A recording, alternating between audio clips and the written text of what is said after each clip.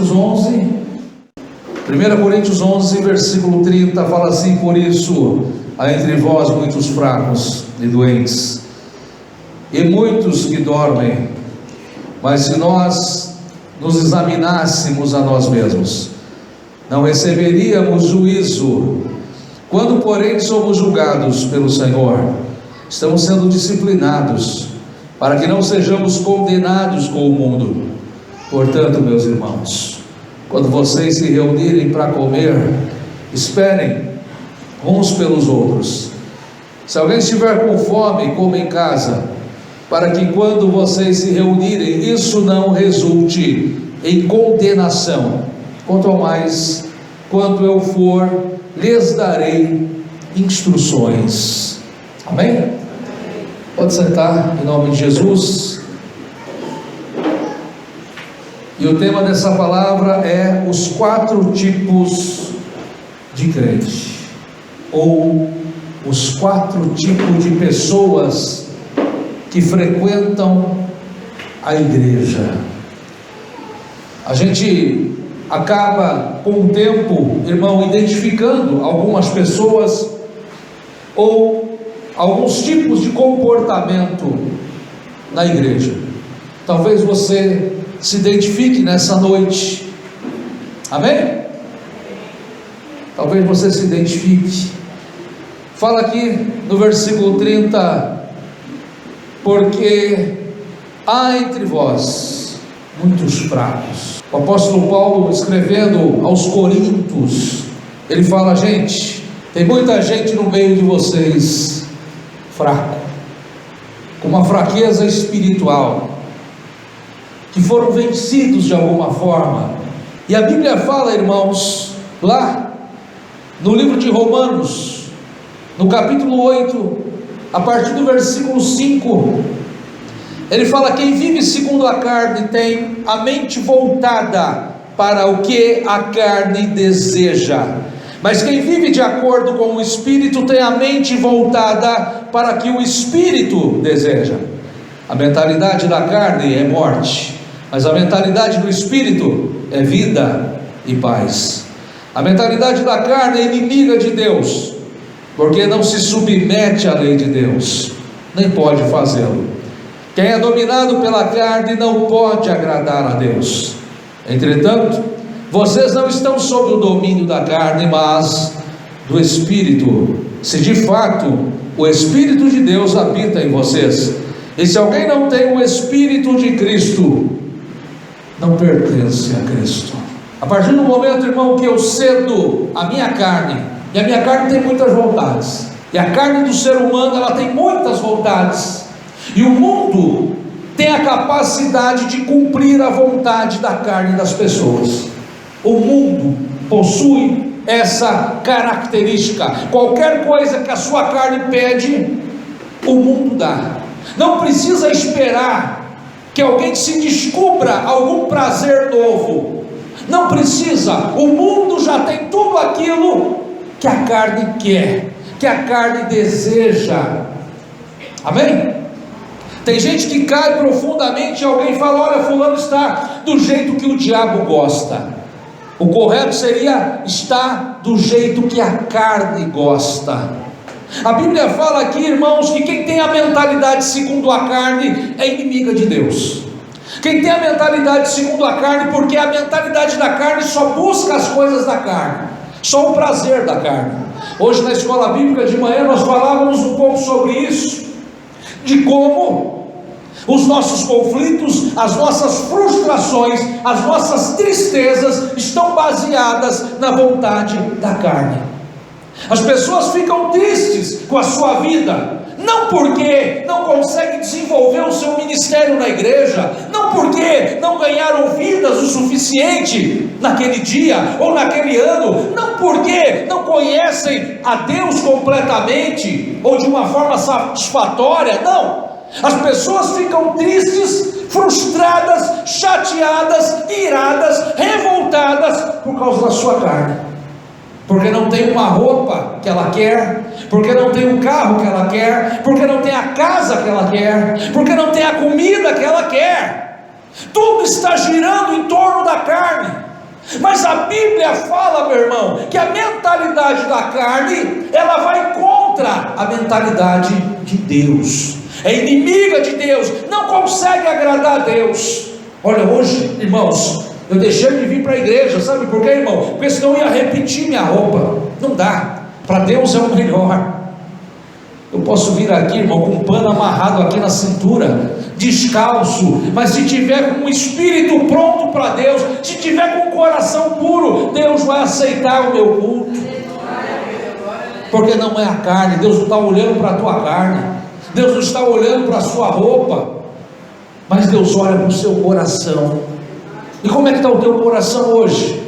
O teu coração hoje, ele está voltado para a carne, ou está voltado para Deus? Porque a Bíblia fala que no meio da igreja tem muita gente fraca, tem muita gente que está cedendo a sua carne. Nós vamos lutar contra a nossa carne para o resto da nossa vida, ou até o dia do arrebatamento da igreja. Nós vamos lutar. Irmão, eu sou fraco. Irmão, olha, uma briga, a minha carne me puxa.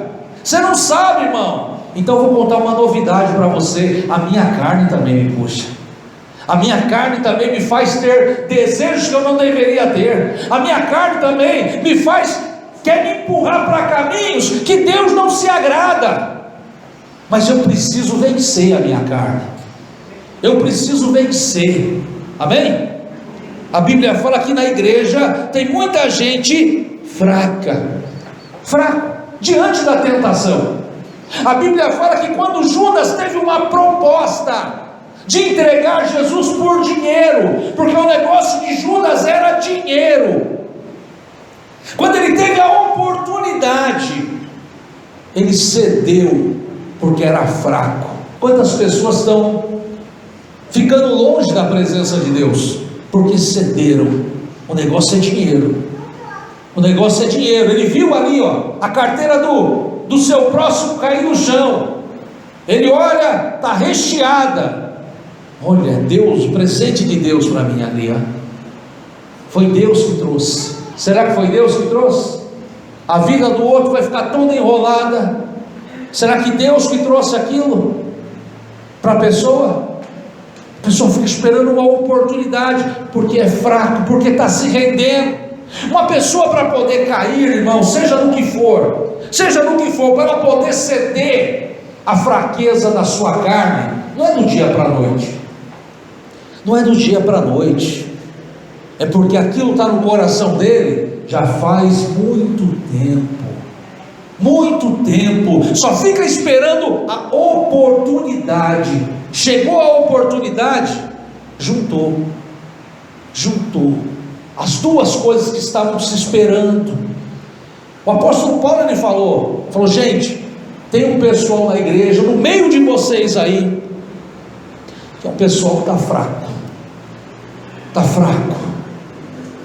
Se você se sente fraco, meu irmão, se a tua carne está te puxando para o buraco, se a tua carne está impedindo você de sentir a presença de Deus, porque muitas vezes o que te impede de sentir Deus é você ceder a tua carne. Irmão, não sei o que acontece, eu não sinto mais a presença de Deus. É porque você está inclinando para aquilo que é inimigo de Deus, que é a sua carne. Amém? Eu estou fraco, irmão. Olha, irmão, está prestes para acontecer, eu tenho até medo. Eu tenho até medo, irmão, porque eu sei que a qualquer momento eu vou tomar uma atitude, eu vou perder a presença de Deus. Você tem um termômetro dentro de você, um termômetro que mostra quão você está dando lugar para a tua carne. E a Bíblia fala que você tem que vencer, você tem que buscar em Deus a tua vitória. Amém? Ele fala, e doente. Você já encontrou pessoas doentes na igreja? Sim ou não? Pessoas doentes, não é doente físico não, é doente de espírito, é doente de alma. Tem gente que é doente, irmão, ele precisa ser curado por Deus, e o remédio que ele precisa não tem na farmácia, é só Deus que pode fazer aquele milagre. A Bíblia fala que um dia Deus fala para Jonas, se levanta e vai lá pregar em Nínive. E Jonas fala: eu não vou, eu não vou. Aquelas pessoas não merecem a salvação, aquelas pessoas não merecem nada de bom, aquelas pessoas, elas têm que acontecer com elas tudo de mal, porque elas são más. Jonas, nessa atitude, ele mostra que sempre foi doente, mas nunca se revelou a sua doença. Quando eu não consigo perdoar, irmão, quando eu não consigo perdoar, quando eu tenho um desejo de vingança no meu coração, não, fulano vai ver, um dia, não, vai ver, eu ainda vou ver fulano acabado, ainda vou ver fulano falido, destruído. Está doente, meu irmão, está doente, está doente. O espírito que está nessa pessoa não é o espírito de Deus. Paulo falou: olha, na igreja tem gente fraca, tem gente doente, amém? Tem gente doente. A Bíblia fala que uma vez Jesus vai com os discípulos pregar lá na terra dos samaritanos, mas eles não receberam a palavra. E fala lá no livro de Lucas, no capítulo 9, no versículo 54, fala assim: ao verem isso, os discípulos Tiago e João perguntaram: Senhor, queres que façamos cair fogo do céu para destruí-los? Eles foram pregar para os samaritanos falaram: a gente não quer Jesus aqui, pode ir embora. Ah, não quer? É? Jesus, autoriza aí a gente orar para descer fogo do céu, para poder tocar fogo em todo mundo aqui. E Jesus fala no versículo 55, voltando-se os repreendeu, dizendo: vocês não sabem de que espécie de espírito são? Pois o Filho do Homem não veio para destruir a vida dos homens, mas para salvá-los. Vocês não sabem quem vocês são? Os discípulos mostraram uma doença espiritual. Ah, irmão, chamei fulano para vir para a igreja. Veio? Não veio, mas tenho fé, irmão. Tenho fé, vai quebrar uma perna. Tenho fé, não, vai acontecer alguma coisa, entendeu? Para ele entender que quando eu chamar ele para vir para a igreja, ele tem que vir. Meu Deus, que pensamento é esse? Que malignidade é essa? A Bíblia fala que tem tempo para todas as coisas. Se a pessoa não veio hoje, ela vai vir um dia. Se não for para essa igreja, será para outra igreja. Mas veja como a doença se revela. Veja, porque você vê a pessoa falando, não parece que é filho de Deus. Jesus olha para eles e fala: olha, vocês sabem de que espírito vocês são? Vocês são do Espírito de Deus. Vocês não são do espírito da carne, do espírito do inferno. Você já viu a pessoa da igreja desejando mal para os outros? Sim ou não? Ou só eu vi? Como é que pode, irmão? Como é que pode? Como é que pode? É uma doença. E tem gente dentro da igreja que é fraco e doente. Está doente. Meu irmão, você está doente. Você precisa clamar e o médico Jesus vai te curar. Você está doente. Não, irmão, não perdoa. Não, negativo, não sou besta não. Que isso, meu irmão? Que doença é essa? Amém? Ele fala ainda: tem gente que está dormindo. Tem gente que está dormindo. Quantas pessoas estão dormindo dentro da igreja? Paulo falou: olha, na igreja tem gente que é fraco, tem gente que não aguenta um tapa, tem gente que não aguenta uma situação, tem gente que está aqui na igreja, eu já vi muito isso, o cara, glória a Deus, fala em língua estranha, pula da cambalhota, mas quando alguma coisa ruim acontece na vida dele, ele cai. Mas cadê aquela fé? Porque fé é para hora ruim, ou fé é só para hora boa? Você botar a mão aqui, ó, no bolso, enfiar a mão no bolso agora, já imaginou aí? Você enfia a mão agora no bolso, 5 mil reais no bolso. É bom ou não é? Aí chega uma pessoa passando dificuldade, você segurando aqui um bolão de 5 mil aqui no bolso. Você fala: filho, você tem que acreditar, meu irmão. Ah, dá licença. Tem que acreditar. Mas um dia que você não tem nada no bolso, aí você não acredita. Porque fé é para hora ruim, fé não é para hora boa. Fé é quando está tudo caindo, fé é quando está tudo indo para baixo, fé é quando o buraco está te puxando, e você clama: Senhor, tem misericórdia de mim, Senhor. Isso é fé. Isso é fé. Está tudo ruindo e você vai lá: olha, eu vou dar glória a Deus. Você consegue fazer isso numa passagem difícil na tua vida, seja ela qual for? Alguém está do teu lado, e você fazer como Paulo e Silas, tomar uma surra de chicote, de vara, e foram colocados amarrados, pé e mão num tronco, as costas toda arrebentada. Um olha para a cara do outro, perto da meia-noite. Vamos cantar um louvor? Vamos? Qual? Fala um aí. Eu não sei que louvor que eles cantaram. De repente eles começaram a cantar, né? Majestade, majestade, tua graça me alcançou como sou. Nada eu tinha quando... Deus olha dali do céu, meu irmão, aquela cena. Deus olha do céu, olha ali, ó, os dois arrebentados, amarrado no tronco, e aquele louvor subindo, majestade, e os anjos de Deus olham para Deus assim, ó, e Deus se levanta do trono e fala: eu não resisto. E dá um terremoto, e eles são libertos, e a porta da cadeia se abre. Deus olha e fala: eu não resisto, é lindo demais. Vocês na tribulação, ao invés de reclamar, ao invés de xingar, você louvar de todo o coração. Diz a Bíblia que os outros presos ouviam Paulo e Silas cantando, ouviam. Deus não resiste, irmão. Deus não resiste. Satanás põe a mão nos ouvidos, fica de joelho e grita para não ouvir a tua voz na hora da tribulação, louvando a Deus. Mas gente fraca não consegue fazer isso. Gente fraca que está na carne, gente doente, e gente que está dormindo, não consegue fazer isso. Não consegue. A Bíblia fala lá no livro de Atos, no capítulo 20, Paulo estava pregando numa casa que era um sobrado, na verdade. Ele estava no último andar pregando, e tinha um garoto sentado na janela, e Paulo começou a falar e se estender no seu discurso, e aquele garoto pegou no sono e caiu da janela.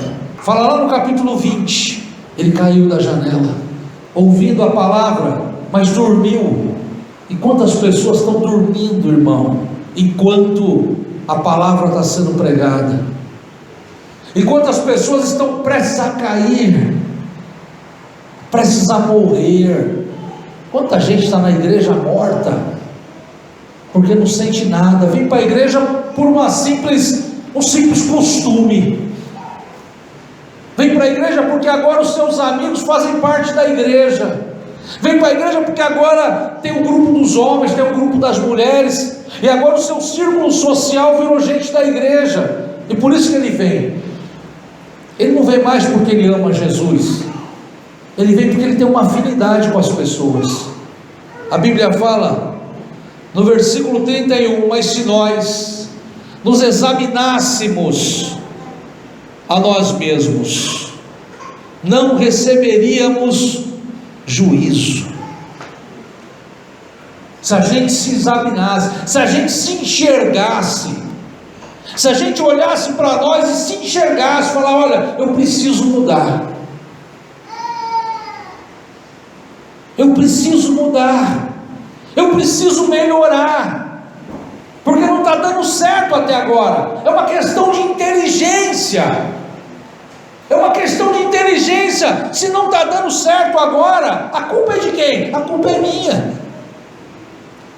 Se não está dando certo eu ir por esse caminho, não vai dar certo, nunca. Mas entra ano e sai ano, a pessoa ela vai pelo mesmo caminho, pelo mesmo caminho. Não, agora vai dar certo, é o mesmo caminho, é o mesmo caminho. E não está dando certo, porque a pessoa ela não consegue se enxergar, a pessoa ela não consegue ver, e tem uma autocrítica. E por isso que ele coloca nessa palavra: se nós nos examinássemos. Mas eu sou tão ruim para me examinar, mas eu sou tão bom para examinar os outros. Você já viu isso? Sim ou não? Eu sou tão bom para olhar. Olha, Igor, você tem que mudar, hein, Igor? Olha, hein? Olha, Luciano, pelo amor de Deus, Luciano. E eu não consigo me enxergar, eu não consigo ver os meus erros. Mas se você fizer um retrospecto da sua vida, você vai entender que você cai nos mesmos erros. Durante anos, acontece uma repetição de coisas, às vezes com rótulos diferentes, mas é a mesma coisa, porque você persegue o mesmo caminho, porque você só sabe olhar os outros, você não consegue olhar para você, você não consegue examinar você. Mas aí nos seus momentos de tristeza, nos seus momentos de oração privada com Deus, você fala: Deus, o que está acontecendo? Eu estou fazendo tudo certo. O problema deve ser contigo aí, porque eu estou fazendo tudo certo. Está fazendo tudo errado, mas não consegue se ver, não consegue se examinar, não consegue se enxergar. A Bíblia fala lá no livro de Jó, que Jó levantava de madrugada para fazer sacrifício para Deus. E quando ele fazia o sacrifício, ele falava: olha, eu vou fazer um sacrifício, porque vai saber se eu aborreci a Deus de alguma forma e não tenha percebido, vai saber se meus filhos fizeram alguma coisa e eu não vi. Então, por garantia, eu vou fazer sacrifícios de louvor para Deus. Uma autocrítica. Vai saber. Vai saber. O quarto tipo é esse, que se enxerga, que se vê. Você consegue se ver, irmão? Será que você consegue se ver? Será que você consegue entender você? Será que você consegue? A gente estava falando aqui numa segunda-feira sobre como pessoas, para poder entender, como pessoas, elas às vezes têm um relacionamento abusivo, e de repente ela rompe esse relacionamento, e ela arruma um outro relacionamento, e passa um tempo, ela passa a ter, agora com essa nova pessoa, outro relacionamento abusivo. E por que isso acontece? E a gente falava aqui que a psicologia fala que as pessoas têm uma predisposição de escolher pessoas daquele perfil. Ela não percebe, ela acha que está mudando, ela não percebe, mas ela acaba, né? Por isso que tem tantas pessoas que se relacionam com homem que não presta. Aí você fala para fulano: mas de novo, fulano, de novo você arrumou outra porcaria para você se... eu não sei o que aconteceu. Mas existe uma predisposição, porque a pessoa ela não consegue ter uma autoanálise, um autoexame. Ela mesmo não se conhece, ela mesmo não entende. Ela percorre o mesmo caminho a vida inteira sem perceber que é o mesmo caminho, com rótulos diferentes. Esse autoexame serve para a minha vida, esse autoexame serve para o meu casamento. Às vezes meu casamento não está bem. Por que não está bem meu casamento? Mas o tempo passou. Por que não está legal o meu casamento? Por quê? Por quê? Não dá para enxergar. A culpa é do fulano, a culpa é dele, a culpa é dela, um apontando para o outro. Mas ninguém consegue fazer um autoexame para saber o porquê que mudou, se a mudança é boa, se a mudança não é boa. Eu estou tendo um problema na minha vida financeira. Eu falei para você, eu trabalho com pessoas que têm altos salários, irmãos. Eu não sou essas pessoas ainda. Quem sabe um dia, mas eu trabalho com essas pessoas, e tem dentre essas pessoas que vão trabalhar, apesar de um alto salário, vão trabalhar de ônibus, carregando a marmita debaixo do braço. porque estão tudo endividado. Aí você pergunta, por que eu passo um problema financeiro? É o diabo tem costa larga também. Isso e aquilo. Faz uma avaliação na tua vida. Às vezes você percorre o mesmo caminho, sem você perceber. Quantas pessoas não têm uma lista, né? A gente faz uma lista, e quando eu aprendi a fazer isso, melhorou muito. Faz uma lista dos meus gastos, faz uma lista do que eu preciso, e eu começo a perceber que tem um monte de coisa que eu não preciso. Eu pego meu cartão de crédito, você pega teu cartão de crédito, a fatura, você olha ali e fala, caramba, vai ticando, tudo que aquilo que você acha que você não precisava ter comprado, que você não precisava ter feito. E se você se conscientizar, falar, olha, eu não vou mais cometer o mesmo erro esse mês, no final do ano você está liberto. No final do ano, mesmo você com um salário simples, você consegue segurar, ter algum dinheiro. Mas eu preciso me olhar, eu preciso me examinar, eu preciso entender. Então isso serve não só para o meu ministério, isso serve para a minha vida. Por isso que ele fala, se nós nos examinássemos a nós mesmos, porque esse exame é raro, esse exame não tem acontecido, em especial na igreja. Lá no mundo não acontece mesmo, mas na igreja nós somos orientados pela palavra de Deus, para que você faça um autoexame. Por que isso está acontecendo?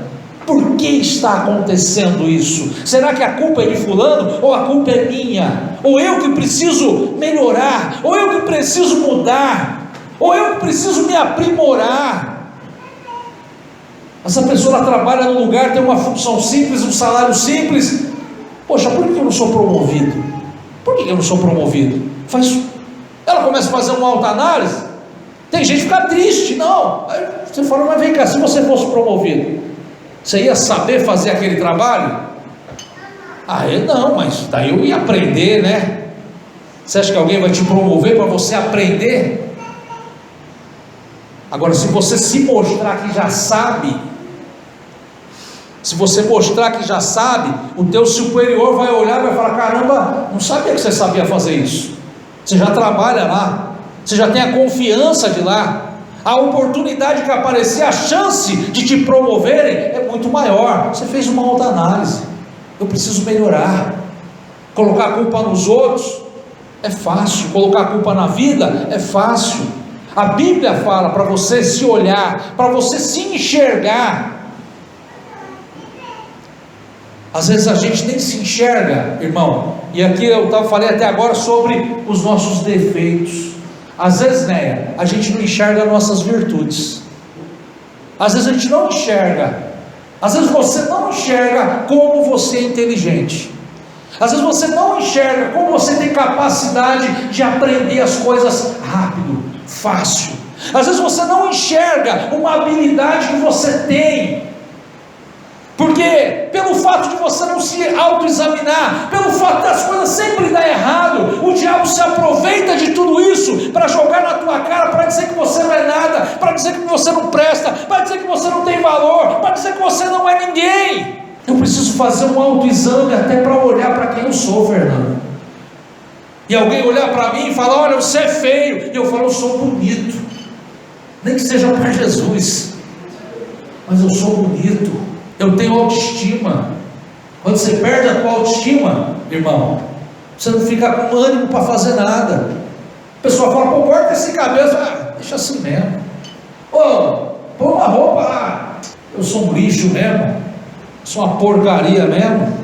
Até para eu enxergar as minhas virtudes, eu preciso me olhar, porque quem conhece você é Deus, e depois de Deus, quem conhece mais você é você, não é o outro.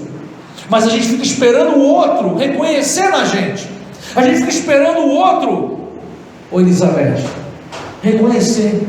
Eu fico esperando o outro dizer que eu sou inteligente, que eu sou bonito, que eu sou capaz. Eu tenho que começar a fazer uma autoanálise em mim, porque cada um aqui tem a sua qualidade, cada um aqui tem a sua virtude, principalmente depois que se converteu a Cristo. Amém? Ele fala no versículo 32: quando porém somos julgados, irmão, existe um julgamento por Deus, não definitivo, mas existe um julgamento. Deus olha para mim e para você. Se Deus olhar para mim e para você hoje, e você responda para Deus, você acha que você seria culpado ou inocente? Das coisas que acontecem na tua vida, dos males, das tuas feridas, das tuas derrotas, das tuas frustrações, das tuas tristezas, Deus julgando você, colocando na balança. Será que você é ser inocente ou culpado? Deus está nos observando, amém? Deus está olhando você, desde a hora que você acorda. Deus está olhando você, Deus está olhando você, Deus está ouvindo você. Ele fala: somos julgados pelo Senhor, estamos sendo disciplinados para não sermos condenados com o mundo. Quando eu estou faltando essa minha autoanálise, e Deus olha para mim e vê que realmente eu tenho que mudar, só que eu não enxergo isso, para eu não ser condenado com o mundo, Deus passa a me disciplinar. Tem coisas que acontecem na nossa vida, irmão, não é o diabo, não é a carne, nem é você, é Deus te disciplinando. E se eu não enxergar isso, a disciplina de Deus, eu não vou aprender. Uma vez Jesus, ele falou para Pedro: você vai me negar 3 vezes, você vai me negar. Houve uma exposição. Pedro, ele nega Jesus, ele reconhece, se arrepende que negou Jesus.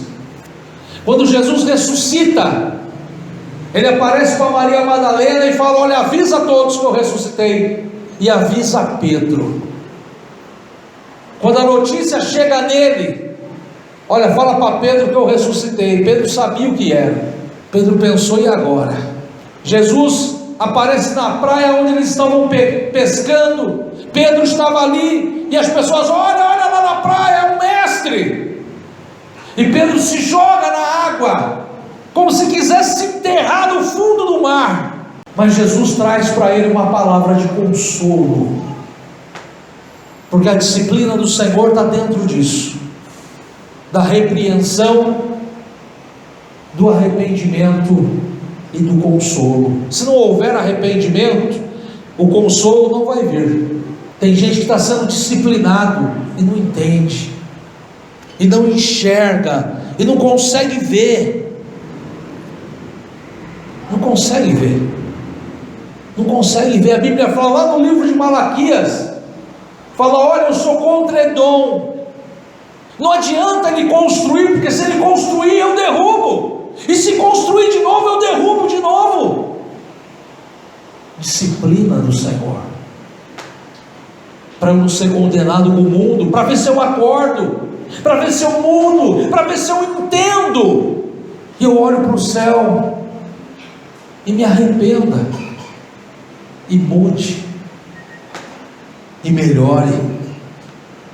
Ele fala no versículo 33: portanto, meus irmãos, quando vocês se reunirem para comer, esperem uns pelos outros. Essa palavra era na época, no tempo, ou no momento da Santa Ceia. E ele fala: olha, quando vocês se reunirem para comer, esperam pelos outros. Ele está falando: se importem uns com os outros. A mesa está posta, a mesa da ceia está posta. Quando eu pulo na mesa para devorar, eu estou fazendo a vontade de quem? Da carne. E ele fala: olha, espera uns pelos outros, se importe pelos outros, pelos atrasados, tenha misericórdia de quem está atrasado. Às vezes eu venho para a igreja, Luciano, e eu não tenho paciência com ninguém. Tem gente que tem um grande entendimento, tem outros que tem médio, e tem outros que estão bem atrasados. Mas eu não me importo com ninguém. Eu quero que os atrasados sofram. Eu não espero por atrasado, mesmo sendo meu irmão. Essa palavra fala: espera, tenha paciência. Olha, irmão, não aguento mais fulano de tal. Olha, vem na igreja, não quero nem olhar para a cara dele, não aguento nem cumprimentar. Espera, espera, Deus vai esclarecer, Deus vai iluminar, Deus vai fazer com que tenha entendimento. Deixa Ele comer junto com você, espera Ele, para que Ele coma o banquete do Senhor junto com você. Amém? Nós somos todos irmãos, todos irmãos. Eu não posso fazer facção, eu não posso fazer aqui grupos. Nós somos todos irmãos. E quando eu tenho misericórdia de alguém, eu estou imitando Jesus. Jesus por muitas vezes ouviu tanta bobagem, e diz a palavra que ele olhava para as pessoas e as amava, tinha paciência. Fala aqui ainda no versículo 34: se alguém tiver fome, coma em casa, para que quando vocês se reunirem, isso não resulte em condenação. Quanto ao mais, quando eu for, lhes darei instruções. Se alguém está com fome, ou seja, se alguém está na carne, que coma em casa. O lugar de adoração não é lugar de estar na carne. O lugar de adoração é lugar de estar no Espírito. Ele fala: olha, está na carne, fique em casa. Esse lugar não é lugar para quem está na carne. Quem vem aqui cheio de carne, irmão, reclama de tudo. Reclama de tudo. Se aborrece, não é só reclamar, é se aborrecer de tudo. Olha, irmão, eu estava muito gelado lá por causa do ar-condicionado. Olha, para mim o culto acabou. Não, estava muito quente, o culto para mim acabou. Não, olha, tinha uma criança lá que estava chorando, a outra correu, para mim o culto acabou. Olha, eu vi fulana lá com uma roupa lá que eu não me agradei, o culto acabou. Esse lugar não é lugar para quem está na carne. Quem está na carne se incomoda com tudo, quem está na carne se escandaliza com tudo. Esse lugar é para quem está no Espírito. Amém? Curva a tua cabeça. Curva a tua cabeça em nome de Jesus. Faça